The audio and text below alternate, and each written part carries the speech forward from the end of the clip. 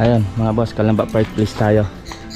At palit yung bubong ng medyo makapal na. Lalagay natin. Then stainless gutter na lalagay natin. Yung nakalagay kasi dyan, ordinary gutter na. Nasira na. Kaya baba lang muna. Yung palupo, same lang din na chocolate brown. Same lang din yan. And then to, palitan na rin ng stainless gutter na 304. Na ang kapal niya ay 0.5. Ayan, ano tayo. At pinabend natin ng Spanish gutter. Okay, sobrang nipis ang kinabit dito. Nipis. Kaya nagkakamali, mga 0.3 lang yero nya. Ito, tanggal na rin yung gutter. Stainless gutter din nalagay natin. And then yung ibabaw ng yero, pipinturahan na rin natin para maging bago na rin sa pare-parehas na. And then yung downspout, dos na nakalagay, gagawin na natin tres ng downspout niya. Gawin natin ng tres para yung load ng tubig, magkaroon man ng dahon, medyo lulusot pa rin. Then doon, yung load ng tubig doon, galing kasi doon sa malaking unit, kukulangin ng dos talaga, talagang bibigay talaga. Okay.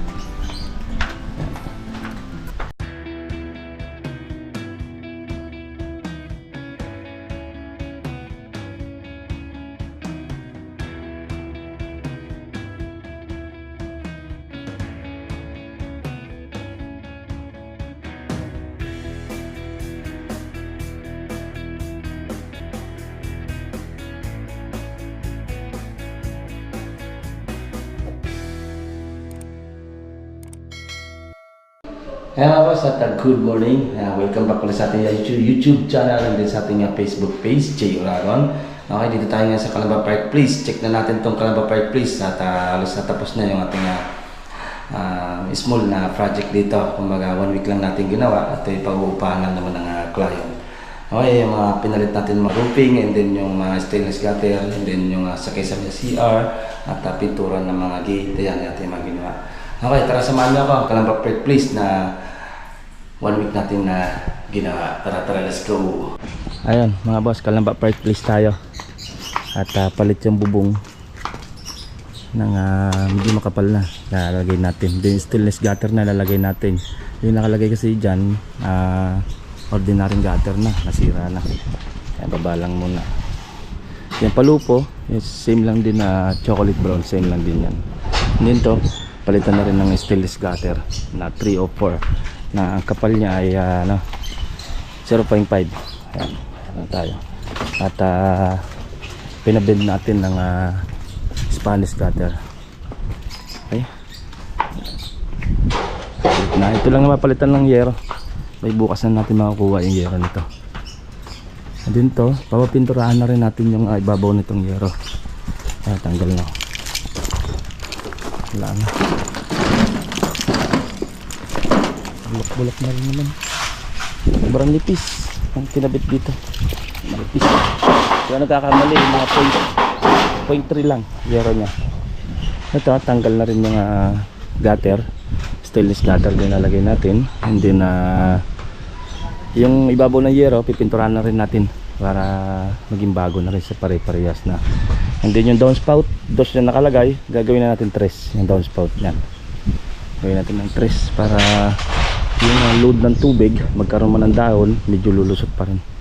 Then doon, yung load ng tubig doon, galing kasi doon sa malaking unit, kukulangin ng dos talaga, talagang bibigay talaga. Okay. Yan.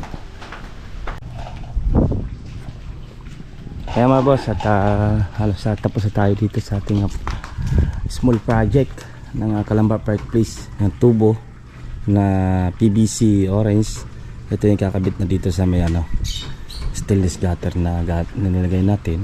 Dati nakalagay dyan dos, ginawa na natin tres. Ayun, ito ang ginawa natin dito, yung stainless gutter. Yung pinalitan natin yung gutter dati yung gutter niyan, yung ordinary na kulay brown lang, chocolate brown. Stainless na nilagay natin na 0.5 na 304 na hindi kinakalawang. And then 0.5 na yero na kinabit natin dahil yung dati 0.3 lang yung dating nakalagay dyan. Ito yung tubo nya. Then to pinipinturahan na yung gate natin tsaka grills. Ito na lang naman yung pipinturahan. Ito, Tapos na rin naman to ngayong hapon din. Yan. Ito pinuturahan na. Yan lang halos ang ginagawa. Hindi to, hindi na pinapalit ng client.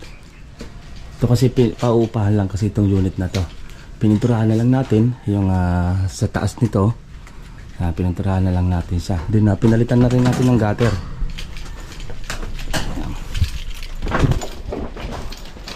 Yan, stainless gutter na rin yung pinalit natin dito.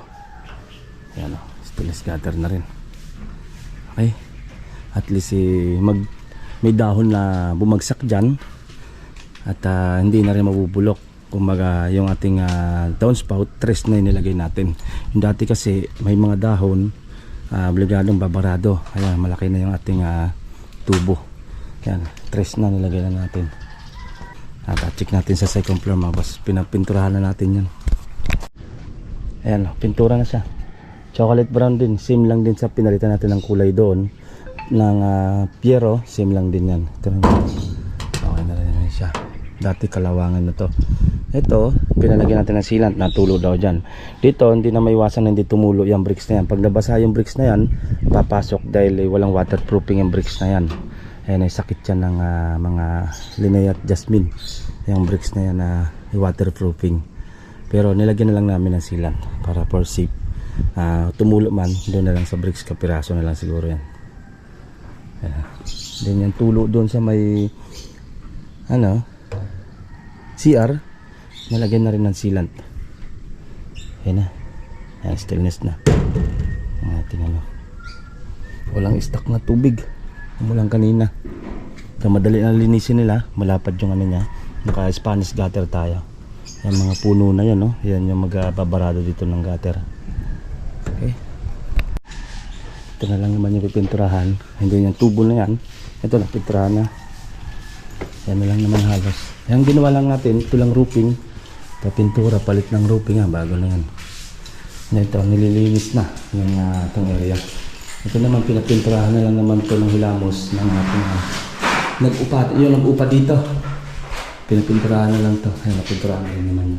Ito, pinalitan na natin yung kisame dito naman sa CR. Dahil yung nakalagay dito yung frame nila at wood lang o kahoy ang ginamit. And then plywood yung ginamit. Ito hardplex na yung ginamit natin. And then nakita na yung nag-leak doon. Mismong sa sulok lang naman pala nag-leak. Pinalagyan natin ng sealant na rin naman. And then ito, masilyahan na lang. Ayan, masilyahan na. Lilihan, pipinturahan na lang din. Halos tapos na rin naman ito ngayong araw. Okay. Ito na, pinturahan na rin naman nila. Nalinis na tayo. Ito naman sa second floor. Yung isang room. Ayan, clear na, nalinis na. Ayan, ayun, kitang-kita yung sealant. Ayan, sealant na yan. Kitang-kita na siya. Okay. Okay na rin naman yan. At sana hindi na masyado maglilik. Pati sa pader, pinalagyan na rin natin ng sealant. Dito sa master bedroom,